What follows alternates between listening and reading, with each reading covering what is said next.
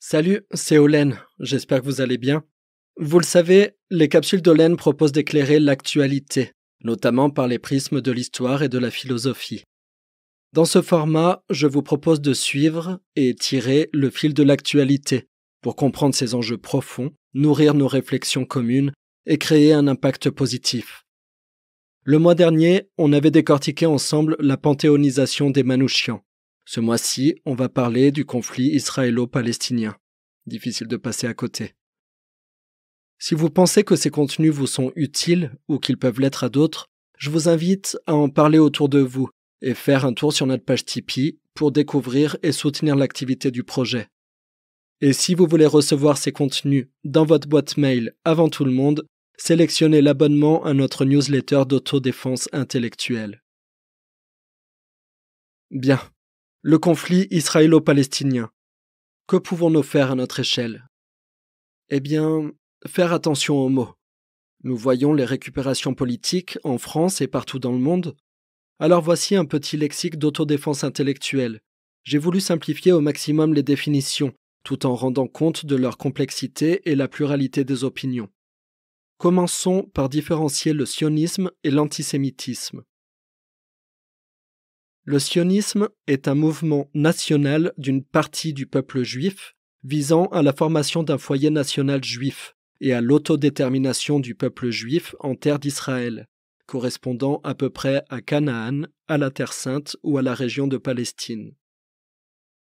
À la fin du XIXe siècle, Theodor Herzl, un juif autrichien, est le premier à théoriser l'idée d'un État où tous les juifs du monde se retrouveraient car ils ne peuvent s'intégrer dans les autres sociétés laïques. Cet État, basé en Palestine, est considéré comme un territoire antique sur lequel les Juifs auraient un droit.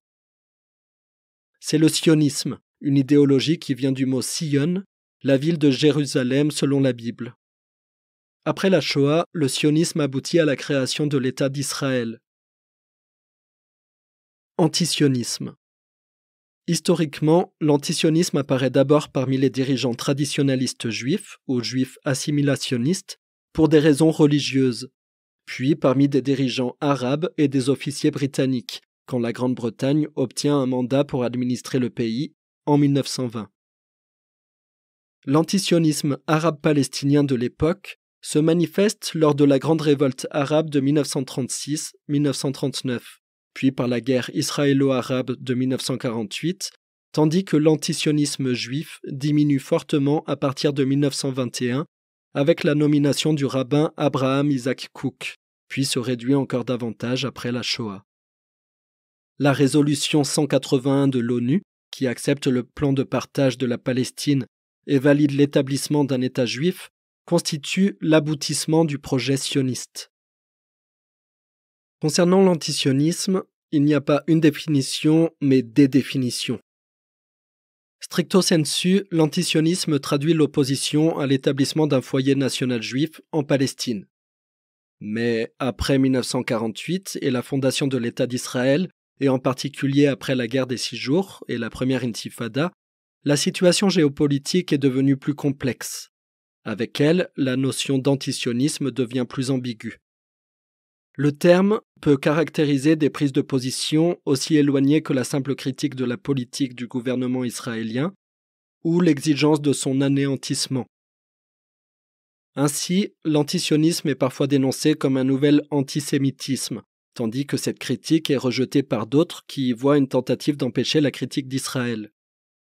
Comble d'ambiguïté, cette situation a engendré en Israël la création de mouvements néo-sionistes et post-sionistes, en opposition avec le sionisme des pères fondateurs, mais qui ne sont pas eux-mêmes nécessairement antisionistes.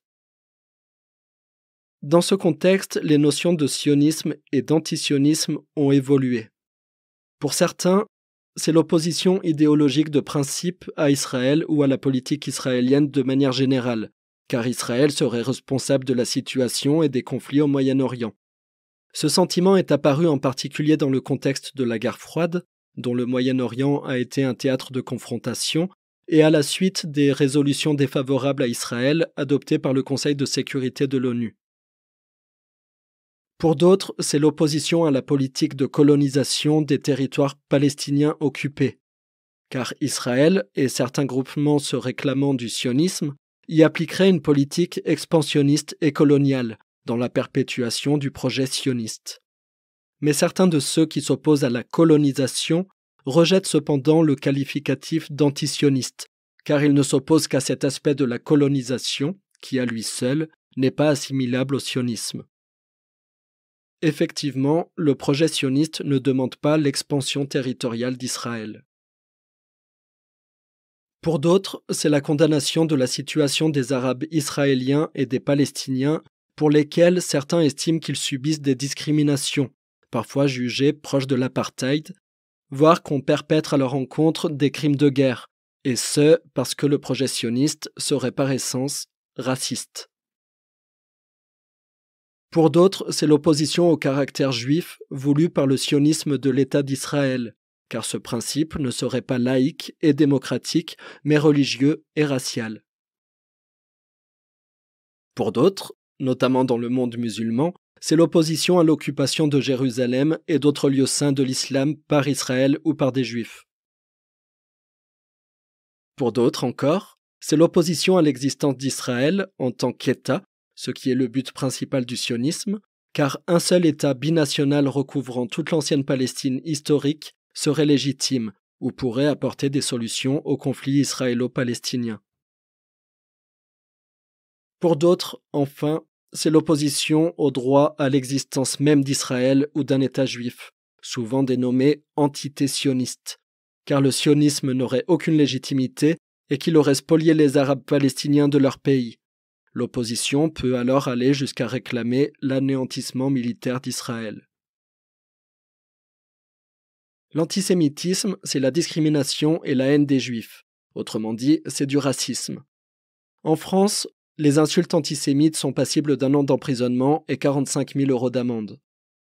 Il s'agit d'un phénomène très ancien qui s'est manifesté tout au long de l'histoire, notamment à partir de la fin du XIXe siècle. Pour l'Alliance internationale de la mémoire de l'Holocauste, l'antisémitisme est une perception des personnes juives dans laquelle s'exprime de la haine. Sa manifestation rhétorique et physique est dirigée contre les personnes juives ou non juives et leurs propriétés, envers la communauté juive et les institutions et infrastructures religieuses. La définition précise que la manifestation de l'antisémitisme peut prendre pour cible l'État d'Israël, perçu comme une communauté juive. Cependant, la critique de l'État d'Israël exprimée de la même façon que la critique de n'importe quel autre État ne peut être considérée comme de l'antisémitisme. Bon, la question qu'on se pose, au final, peut-on être antisioniste sans être antisémite ? Pour l'historien Dominique Vidal, il n'y aurait aucun point commun entre l'antisémitisme et l'antisionisme. L'antisémitisme, comme la haine des Arabes, la haine des Noirs ou la haine des Roms, est un délit poursuivi et sanctionné par tout un arsenal dans le droit français. L'antisionisme est une opinion à laquelle chacun est libre d'adhérer ou non. Il conclut en disant qu'il n'y a aucun point commun entre les deux. Être antisioniste ne veut pas dire qu'une personne est hostile à l'existence d'Israël, et encore moins qu'elle est hostile aux Juifs. Pour le député LFI Éric Coquerel, ce qui se joue dans la bonne compréhension de ces définitions, aussi complexes soient-elles, est ceci. On doit pouvoir critiquer la politique de Benyamin Netanyahou comme on doit pouvoir critiquer une politique de théocratie islamiste sans passer ni pour un anti-musulman ni pour un antisémite. Bien sûr, comme le rappelle l'historien Shlomo Sand, un antisioniste peut être antisémite. Il y en a sûrement beaucoup. Dans ce cas, les critiques du sionisme sont issues d'une certaine haine contre les Juifs. Dans son pays, l'historien est lui-même considéré par certains comme antisémite, car il critique la politique du gouvernement de Benyamin Netanyahou, le premier ministre israélien. L'historien tempère en expliquant qu'il existe aussi des pro-sionistes et donc pro-Israël qui sont antisémites. Ils veulent que les Juifs quittent leur pays pour rejoindre Israël afin d'en être débarrassés chez eux. C'est le cas en France du groupe Union Défense, le GUD par exemple. Selon l'ambassadrice d'Israël en France, Aliza Bin Noun, les deux notions sont liées. L'antisémitisme aurait changé de forme. on ne peut pas séparer l'antisémitisme que nous connaissons depuis longtemps et l'antisionisme qui en est la forme réinventée. D'après elle, il n'est donc plus possible d'être antisioniste sans être antisémite. Elle dit « Il est indéniable que l'antisionisme sert de paravent à certains antisémites voulant éviter la justice. » En 2013, Alain Soral, essayiste d'extrême droite, condamné notamment pour injures antisémites et apologie de crimes de guerre et contre l'humanité, expliquait déjà être judéophobe, antisioniste, mais pas antisémite. Enfin, l'écrivain et journaliste David Gakunzi voit sans l'ombre d'un doute de l'antisémitisme dans l'antisionisme, notamment lorsque les insultes « sale sioniste » prolongent « sale juif ». Pour lui, il appartient au même vocabulaire de traque, de stigmatisation, de salissure, charriant la même infamie. Ce détournement du vocabulaire est révélateur de la manière dont l'antisémitisme se déploie et se diffuse de plus en plus tranquillement, bien au-delà de ses cercles et noyaux initiaux. Fin de citation. D'autres définitions: colonisation ou crime contre l'humanité. J'ai choisi ces termes car ce sont ceux qui monopolisent le débat en France. À vous de juger lesquels vous semblent adaptés à la situation historique et actuelle. Rappelez-vous, en 2019, Emmanuel Macron suscitait la polémique en qualifiant de crime contre l'humanité la colonisation française en Algérie. Il demandait ensuite pardon pour ses propos, tout en refusant de présenter des excuses. Mais qu'en est-il de cette affirmation sur un plan juridique ? Le droit international appréhende-t-il la colonisation comme un crime contre l'humanité ? Selon l'Organisation des Nations Unies, le colonialisme est une pratique par laquelle un État étend sa souveraineté sur d'autres territoires, par la force ou d'autres moyens, établissant ainsi un contrôle politique, économique et culturel sur ces territoires et leurs habitants. La colonisation, appelée aussi expansion coloniale ou expansion territoriale, est une expression utilisée dans différents contextes, mais elle est toujours associée à l'occupation d'un espace, une terre étrangère, sa mise en culture pour en exploiter les richesses naturelles et humaines, et à l'installation de colons. L'ONU définit le crime contre l'humanité dans le statut de Rome, qui est le traité fondateur de la Cour pénale internationale. Selon l'article 7 du statut de Rome, un crime contre l'humanité est défini comme « tout acte commis dans le cadre d'une action généralisée ou systématique dirigée contre une population civile en connaissance de cette attaque ». Ces actes comprennent, entre autres, le meurtre, l'extermination, la réduction en esclavage, la déportation, la torture et d'autres actes inhumains de nature semblable causant intentionnellement de grandes souffrances ou des atteintes graves à l'intégrité physique ou mentale.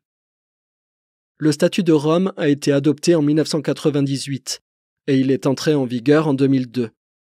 Il vise à poursuivre et à juger les auteurs de crimes graves qui touchent la communauté internationale, y compris les crimes contre l'humanité, les crimes de guerre, le génocide et l'agression.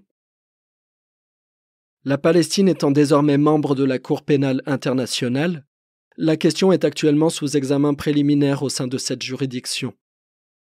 Le 3 mars 2021, le procureur a annoncé l'ouverture d'une enquête sur la situation dans l'État de Palestine.